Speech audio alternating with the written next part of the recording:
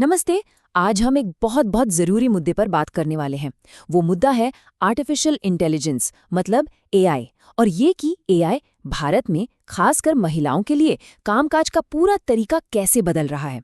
आप कह सकते हैं कि ये एक ऐसी क्रांति है जो चुपचाप हमारे दरवाजे पर दस्तक दे रही है। ये नंबर देखिए, 100 मिलियन यानी कि 10 करोड़। जी हाँ, एक्सपर्ट्स का मानना है कि एआई के फील्ड में 10 करोड़ नई नौकरियां बन सकती हैं। अब ये आंकड़ा तो बहुत बड़ा है ना? पर सबसे बड़ा सवाल ये है कि क्या भारत की महिलाएं इस जबरदस्त मौके का पूरा फायदा उठा पाएंगी? तो इसी सवाल का जवाब ढूंढने के लिए आइए देखते हैं कि आज हम क्या-क्या जानेंगे। सबसे पहले हम बात करेंगे काम की इस नई दुनिया के बारे में। फिर देखेंगे कि महिलाओं के सामने क्या चुनौतियां हैं। इसके बाद आएंगे सबसे जरूरी हिस्से पर, समाधान के वो 5 बड़े आइडियाज। और हाँ, आखिर में ये भी समझेंगे कि ये सब हमारे लिए क्यों जरूरी है और इस पूरी बातचीत से सबसे बड़ी सीख क्या मिलती है। तो चलिए शुरू करते हैं। काम की नई दुनिया। देखिए, जब हम डिजिटल इकोनॉमी की बात करते हैं ना, तो ज़्यादातर लोगों के दिमाग में सिर्फ गिग वर्क आता है। लेकिन असल में ये उससे कहीं ज़्यादा है। ये मौक़ों का एक पूरा स्पेक्ट्रम है जो एआई और हमारे डिजिटल इंफ्रास्ट्रक्चर की वजह से बहुत तेज़ी से फैल रहा है। तो सवाल ये है कि ये नई नौकरियां आखिर हैं कैसी? अच्छा, एक मिसाल लेते हैं। सोचिए उत्तर प्रदेश में कोई महिला है जो अपने घर के पास ही बैठकर डेटा एनोटेशन का काम कर रही है। अब ये क्या होता है? सिंपल भाषा में एआई को सिखाने के लिए तस्वीरों और टेक्स्ट पर लेबल लगाना। या फिर सोचिए ग्रामीण भारत की एक डिजिटल पत्रकार के बारे में जो बस अपने फोन का इस्तेमाल करके अपनी कहानियां पूरी दुनिया तक पहुंचा रही है। एआई बिल्कुल इसी तरह के नए नए मौके बना रहा है। ठीक है, मौके तो हैं, लेकिन यहाँ एक बहुत बड़ी और दिलचस्प बात सामने आती है। वो है अवसर और हकीकत के बीच का गैप।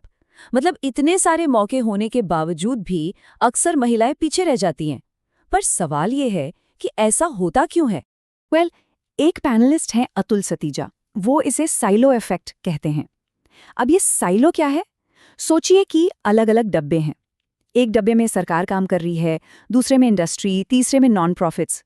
सबके सब महिलाओं को स्किल्स तो दे रहे हैं, लेकिन उनके प्रयास आपस में जुड़े ही नहीं है। और इसका नतीजा क्या होता है? नतीजा ये कि ट्रेनिंग तो मिल गई, पर नौकरी नहीं मिली। और ये स्लाइड इस प्रॉब्लम को बिल्कुल साफ कर देती है। देखिए, पुरानी स्किलिंग कैसी थी? सप्लाई साइड, मतलब जहां लोग हैं चलो उन्हें ट्रेनिंग दे दो। लेकिन अब हमें चाहिए डिमांड साइड स्किलिंग, मतलब देखो कि नौकरियां कहाँ हैं और फिर उसके हिसाब से लोगों को तैयार करो। हमें ऐसी स्किलिंग चाहिए जो सीधी नौकरी से जुड़ी हो, ना कि ऐसी जिससे जॉब मिसमैच हो। तो अब सवाल उठता है कि इसका सल्यूशन क्या है? चलिए अब इस बातचीत के सबसे पॉजिटिव हिस्से पर आते हैं, वो विचार जो एक नई उम्मीद जगाते हैं। एक्सपर्ट्स ने इस पैनल में 5 ऐसे जबरदस्त आइडियाज दिए हैं जो लिटरली पूरी पिक्चर को बदल सकते हैं। तो ये हैं वो 5 बड़े आइडियाज। एक एक करके देखते हैं। पहला है, काम को महिलाओं तक लेकर जाओ। दूसरा, जिस काम की जरूरत है वैसी ही स्किल दो। तीसरा, टेक्नोलॉजी को लोकल भाषाओं में अनलॉक करो। चौथा, सिर्फ महिलाओं के लिए अलग से फंड्स बनाओ। और पांचवा, पॉलिसी लेवल पर बड़े बदलाव करो। पहला आइडिया, जैसा कि अतुल सतीजा कहते हैं, हमें काम को वहां ले जाना होगा जहां महिलाएं हैं। इसका मतलब क्या है? इसका मतलब है कि हमें ऐसी कंपनियां और ऐसे प्लेटफॉर्म्स बनाने होंगे जो बड़ी बड़ी एआई कंपनी से काम उठाएं और उसे सीधे छोटे शहरों और गांव की महिलाओं तक पहुंचाएं, ताकि उन्हें काम के लिए अपना घर-बार छोड़ने की जरूरत ही ना पड़े। अब आते हैं दूसरे आइडिया पर, कॉन्टेक्सचुअल स्किलिंग। और इसके लिए मैत्रेयी रमेश ने एक कमाल का उदाहरण दिया। सोचिए, एक सेंटर है जहां सिर्फ महिलाएं काम करती हैं। वो मेडिकल कोडिंग जैसा मुश्किल काम 99% एक्यूरेसी के साथ कर रही हैं, जबकि टारगेट सिर्फ 97% का था। अब आप पूछेंगे ये कैसे हुआ? ये हुआ एआई पावर टूल्स की मदद से मिली ट्रेनिंग से।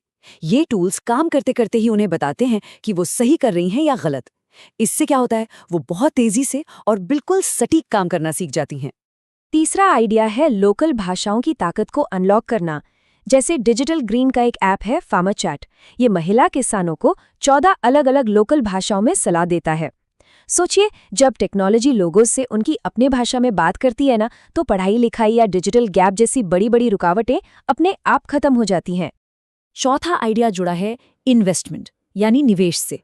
अतुल सतीजा का पॉइंट यह है कि ठीक है, एआई रिसर्च और डीप टेक में तो बड़ा निवेश हो ही रहा है, लेकिन इसके साथ साथ हमें एक खास फंड बनाना होगा। एक ऐसा फंड जिसका सिर्फ और सिर्फ एक ही मकसद हो, एआई की दुनिया में महिलाओं की भागीदारी को बढ़ाना। ये एक इंटेंशनल, एक सोचा समझा कदम होना चाहिए। और पांचवा और आखिरी आइडिया है पॉलिसी में बदलाव। NILET के डॉक्टर मोहन का सुझाव है कि इंडस्ट्री को अब हफ्ते में 40 घंटे काम करने जैसे पुराने और सख्त नियमों से आगे सोचना होगा।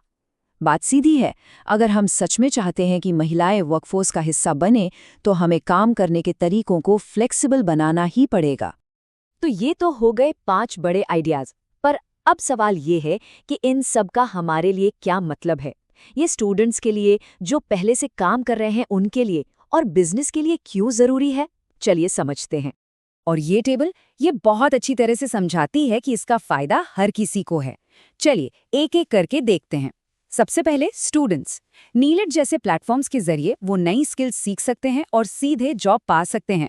अब बात करते हैं उन लोगों की जो पहले से काम कर रहे हैं। उनकी प्रोडक्टिविटी बढ़ सकती है, कमाई बढ़ सकती है, बिल्कुल वैसे ही जैसे हमने उस मेडिकल कोडिंग वाले कमाल के एग्जाम्पल में देखा था।